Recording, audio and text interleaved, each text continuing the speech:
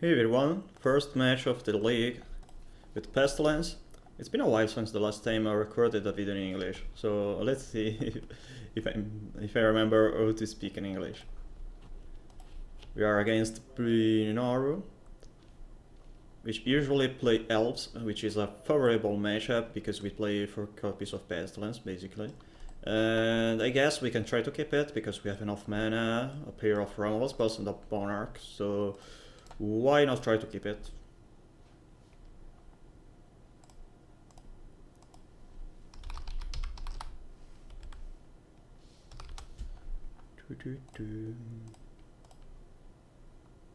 Okay, I guess we'll start with Bujuk. So next turn we have 2 mana and we can play Trinor Edict or Cast Down. On turn 3 we can fetch the Ash Barons for another black and play the second removal spell.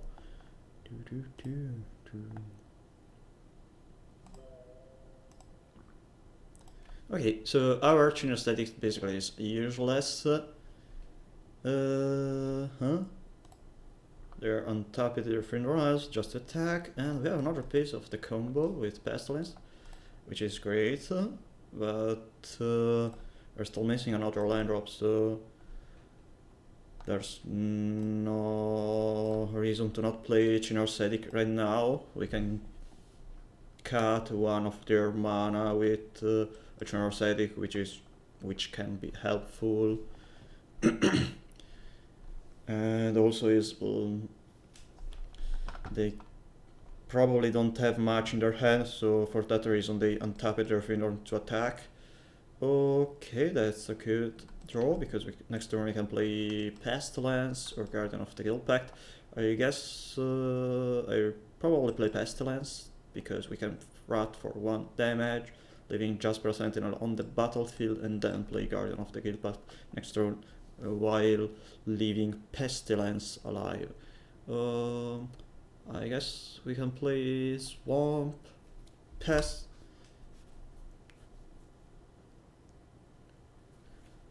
Nowadays, Elves list usually play Negate or Prohibit main deck, so we can eventually kill Jasper Sentinel to prevent them having blue mana, but apparently they don't have any Negate or Prohibit. So I think we can just fetch Ash Barons for another black and play Pestilence without worrying.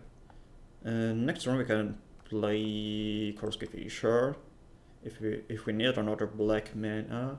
Oh no, well, actually Korsky Fisher it costs only 1 white mana because I can tap plains and swamp, destroying their to play Korsky Fisher, bring back the swamp and rattle for another damage. By the way, I think we can just destroy all their creatures without worrying. So now they don't have anything left. We can play Korsky Fisher, bounce a swamp, and play again swamp, and we won.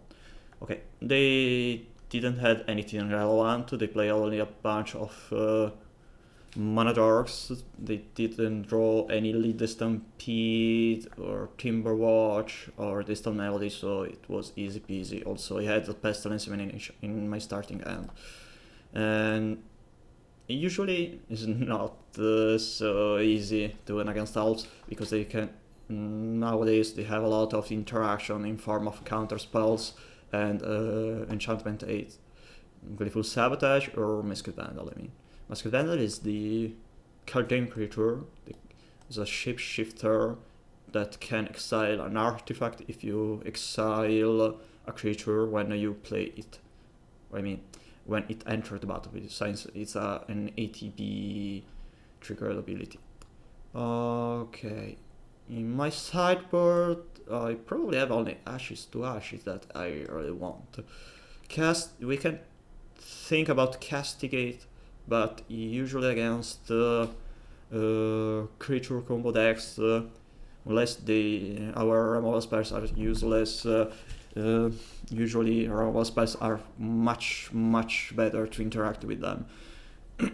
But I have 3 cards that can I cut, which are Custody Square and Ponder's Ornament. We can think about Pale Sentinel, but if I'm able to stop them from attacking with Pestilence or Creep Rats, or destroying or their relevant bigger creatures, and land enough Korsky Fish or Traveling Inspector or Guardian of the Guildpath, they basically can attack without destroying most their creatures, so there's no reason. We can get enough value from Palace Sentinel sometimes. Eventually, you can try to keep Bondur's Ornament instead of Palace Sentinel, because it's an extra mana, is also mana fixers, which means extra black mana for Pestilence and Creep Rats. Ashes to Ashes, well, I like it. It's an extra removal spell, so why not bring in? We can eventually play Lone Missionary, a bunch of Castigate maybe. I actually don't really know what the best will be here, because we can eventually cut all the Pearl Sentinel just to bring in Castigate. Since I'm starting on the draw, I'm more incentivized to play Castigate instead of proactive card like Palace Sentinel. I guess I'll go with 3 copies of Castigate. Maybe will not be relevant, but if the opponent have too many problematic cards, a Palace Sentinel usually doesn't resolve anything. That's clearly a mulligan, because I don't have any interaction beside a turn 3 Castigate, which is pretty bad against a Swarm deck. Sadly, we only have a bounce land as land. We are missing another land. If I had a land drop instead of Spear Supplies or Golden Egg, will be clearly a keep. By the way, it's not so bad to hard mulligan against Elves. Okay, so we can keep 5 cards, and I think I don't need Traveling Inspector and Radiant Fountain. I prefer the Barrens because there's an extra black mana to cast both Pestilence and Creep Rat. Korsky Fisher is not really relevant, but at least is a turn 3 turn 4 charm blocker. If I don't have enough mana to cast my Guardian of the Guildpath. Okay, they probably have a good start, since they had a turn 1 Jasper Sentinel and a turn 2 Priest of Titania. This turn they probably draw Llanowar Elves, and I draw another great card, because Ashes to Ashes is obviously a 2-for-1, and being able to exile double Timberwatch or Elvish Vanguard is clearly great.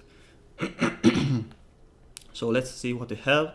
They have a Windaway, and they draw only a Queer Ranger and Virtualer, and a Forest and a Dispel, another Jasper Sentinel, and the Elvish Vanguard. Okay, they have a Queer Ranger. They draw it with the Windaway, which is pretty good for them, because they get enough value and take advantage with Rest of Titania. So they play their Elvish Vanguard, Jasper, Virtual Ranger, Jasper Sentinel, and I guess the last card in their hand will be another useless card, actually, because another Priest of Titania means they don't have anything else in hand. And we can here... What do I really want to do here? Because I can play Coin Decay and Kabira Crossroads to kill, to destroy probably double Priest of Titania, double Jasper Sentinel. Maybe the Priest of Titania is better to destroy. So I get 2 less damage, and I probably want to play Kabira Crossroads instead of Ashes to Ashes this turn. So next turn I can play Guardian of the Guildpath to block Elvish Vanguard. So I can play Kabira Crossroads, and I'm not sure if I really need to play Coin Decay right now, but if they draw another Throw Spell or Distant Melody, having double Priest of Titania will be really problematic for me. So trying to kill their Priest of Titania first will be probably the best option. I don't really like this spell in Elves against this deck, but I guess my opponent just tried to bring in all their interaction to prevent me to destroying their problematic creature. Oh wow. So that's a very lucky draw. So I just need another black mana source from my top deck to win.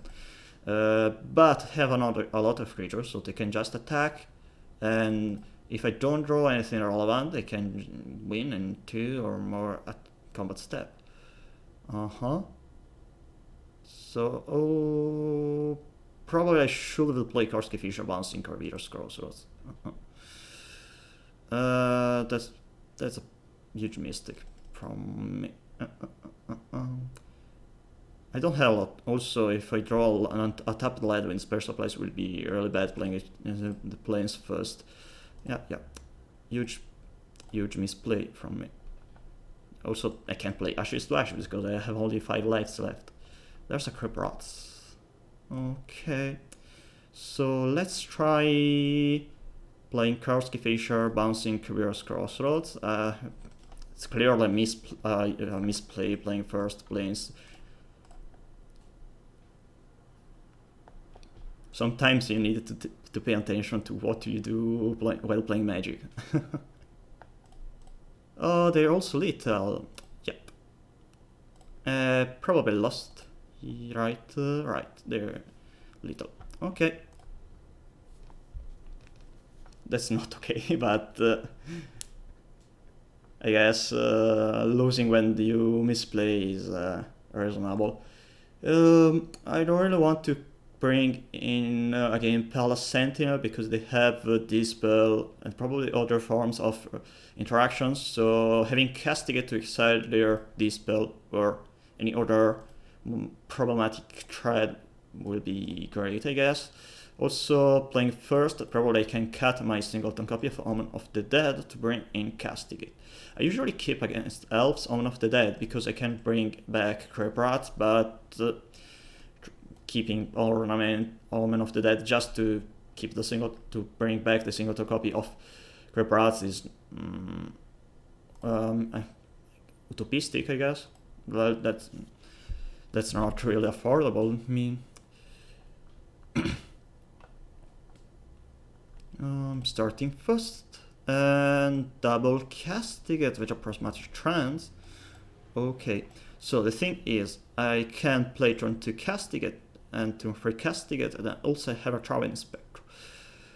Starting first, I can try to keep, because Castigate here is more like our removal spells, because I'm starting first, they don't really have a turn 1 threat, and maybe I can exile their Timberwatch, Lead the Stampede, or other problematic cards. I don't really like this hand because I don't have any mass removal, but I guess I can try to keep it because there's also a Travel Inspector to block and a Prismatic Strength to get some extra turns. Well, okay, let's see what I have in your hand. There's only a Wind Away, a double Bison Fastwood, which is not really troublesome, so we can exile the Wind Away, and let's see what they draw now. Seriously? Oh wow, that's a really bad Wind Away. They only draw Carol Ranger.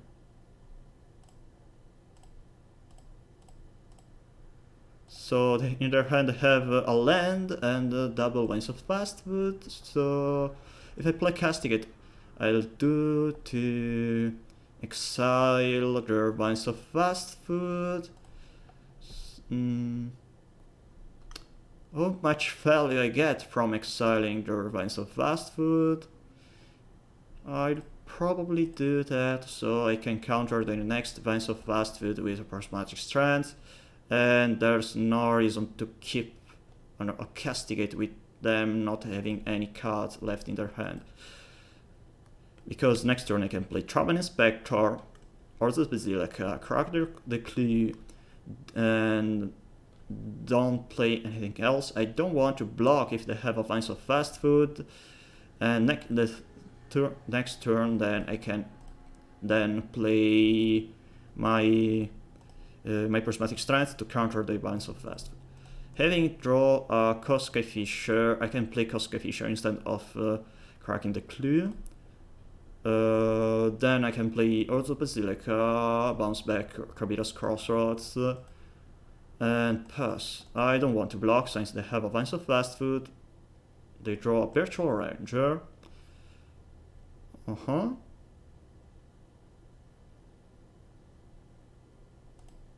So this turn I want to play Trauma Inspector, Kabira Crossroads to get some lives, and leave 3 mana open to play Prismatic Strands, or to just fetch a Barrens and crack a clue.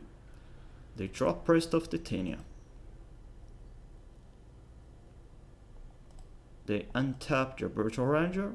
I guess they don't have anything relevant in their hand. They only have a Prismatic Strands. They only have a bunch of fast with as problematic card, probably. So if I draw a Pestilence, well, obviously when the Elves opponent doesn't have anything relevant and I naturally draw a Pestilence, the matchup is really easy. And I guess I can try to play Pestilence.